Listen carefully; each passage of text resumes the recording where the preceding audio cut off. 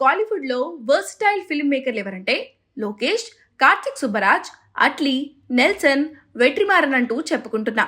కానీ వీరందరికన్నా ముందే ఓ మూస్లో కొట్టుకపోతున్న తమిళ సినిమా దశ దిశను మార్చిన దర్శకుడు మురుగదాస్.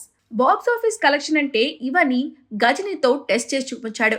ఇక్కడే కాదు, గజనీ రీమేక్ తో బాలీవుడ్ కు కూడా ఫస్ట్ 100 crore మూవీని అందించాడు. అటు కాలీవుడ్, ఇటు నార్త్ బెల్ట్ లో పాపులారిటీ తెచ్చుకున్న ఈ star director present Salman Khan తో సికిందర్ అనే సినిమా తెరకెక్కిస్తున్నాడు. దర్బార్ ఫెయిల్యూర్ తర్వాత 4 ఏళ్లు గ్యాప్ తీసుకున్న మురుగదాస్ ఈ సినిమాపై భారీ ఆశలు పెట్టుకున్నాడు. సల్మాన్ ఖాన్ తో ఫస్ట్ టైం వర్క్ చేస్తున్నాడు ఈ స్టార్ డైరెక్టర్. ఈ సందర్భంగా ఈ సినిమా రిలీజ్ చేయనున్నారు మేకర్స్. ఈ సందర్భంగా ప్రమోషన్స్ లో అప్కమింగ్ సినిమాల ముచ్చట్లను పంచుకున్నాడు మురుగదాస్. సికిందర్ కంప్లీట్ కాగానే శివకార్తికేయన్ సినిమాకు షిఫ్ట్ అవ్వనున్నట్లుగా తెలిపాడు. అలాగే ఆమిర్ ఖాన్ తో గజనీ సీక్వెల్ కూడా ఉండబోతుందని చెప్పుకొచ్చాడు. ఇప్పటికే చర్చలు జరిగాయని పేర్కొన్నాడు. ఇక గజనీ 2 చేయబోతున్నట్లు మురుగదాస్ అనౌన్స్ చేశారో లేదో రూమర్లు స్టార్ట్ అయిపోయాయి.